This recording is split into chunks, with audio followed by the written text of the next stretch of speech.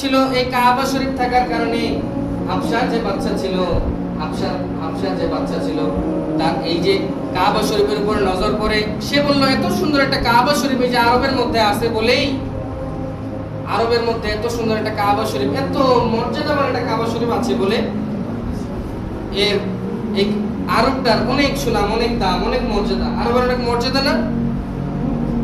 আরব কান্ট্রির মধ্যে কোনো বিধর্মী বাস করে নাকি? আরব এটা অনেক সম্মানিত একটা স্থান, সম্মানিত জায়গা, এই দেশটা অনেক সম্মানিত। কি জন্য? কারণ এই যে কাবা শরীফ থাকার কারণে, আমার রাসূলের দেশ, এই কারণে, তাই না? তো রাসূল আসার আগের ঘটনা এটা,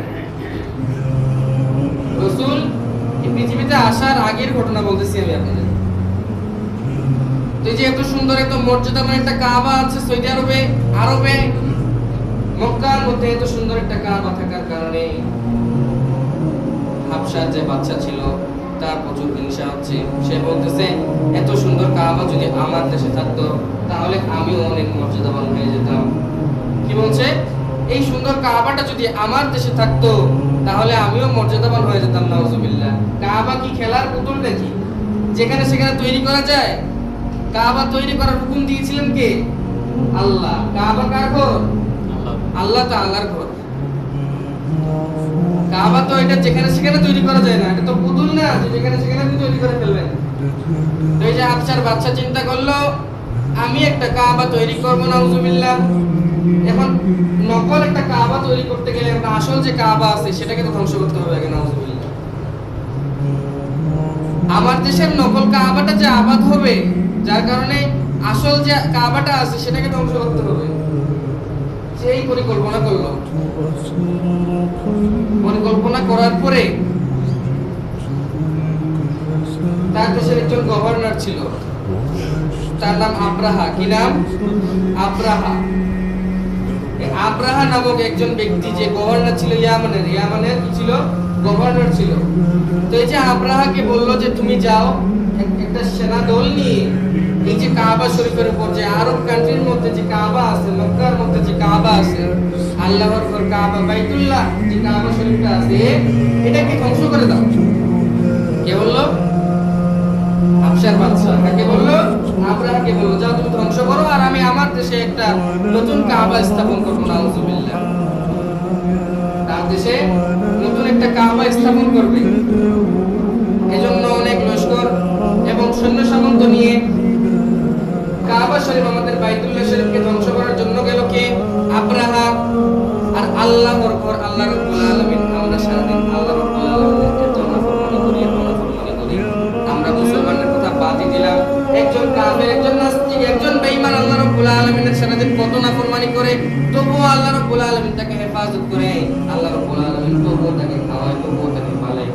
আল্লাহ রাব্বুল আলামিন তবুও তাকে হেফাজত করে। একটা কাফের তো আল্লাহকে মানে না, তবুও আল্লাহ তাকে কি হেফাজত করে না? তাহলে যে কাফেরকে আল্লাহ হেফাজত করবে, তো কাবাকে আল্লাহ হেফাজত করবে না? অবশ্যই করবে। কাবার মালিক কে? আল্লাহ না? আল্লাহ আপনাকে, আমরা সারাদিন কত নাফরমানি করতেছি, আল্লাহ আমাদেরকে হেফাজত করতেছে, কাবাকে তো অবশ্যই হেফাজত করবে। এইজন্য যখন আব্রাহা তার সৈন্য সামন্ত নিয়ে চলে গেল কাবাকে ধ্বংস করার জন্য, নাউজুবিল্লাহ, হারাম শরীফের মধ্যে প্রবেশ করা মাত্রই সঙ্গে সঙ্গে আল্লাহ রাব্বুল আলামিন তার বিশাল সেনাদলকে সেখানে পাঠিয়ে দিল। সেনাদল ছিল কি জানেন? সৈন্যগুলো কি ছিল? বেশি কিছু না, অত সৈন্য সামন্ত। এরা তো নিয়ে আসছিল, যে কাফেররা আসছিল কাবা ধ্বংস করার জন্য, তারা এসেছিল বিশাল বড় বড় হাতি নিয়ে, হস্তি নিয়ে, বিশাল বড় বড় হাতি নিয়ে এসেছিল।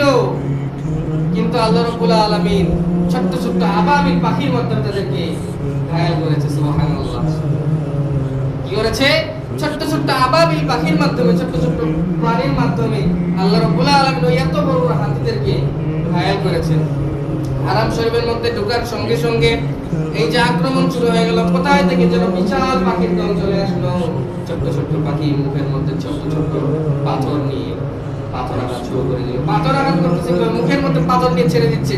আর এই পাথরের এমন তীব্র বেগ যে এই বেগ এত স্পিডে পাথরটা একটা কাফেরের মাথার মধ্যে ঢুকতেছে, এই উপর দিয়ে ঢুকে নিচ দিয়ে বের হয়ে যাচ্ছে। আল্লাহু আকবার।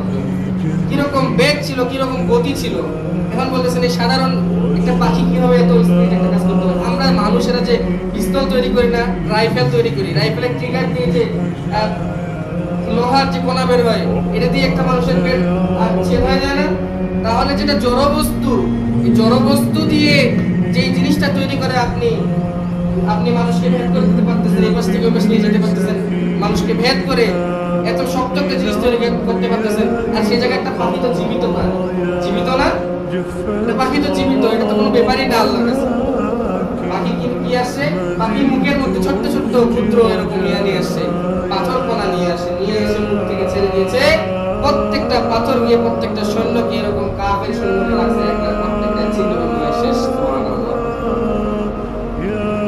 তাহলে দেখছেন আল্লাহ রাব্বুল আলামিন তিনার কাবাকে তো অবশ্যই তিনি হেফাজত করবেন। হেফাজত করছে কি না?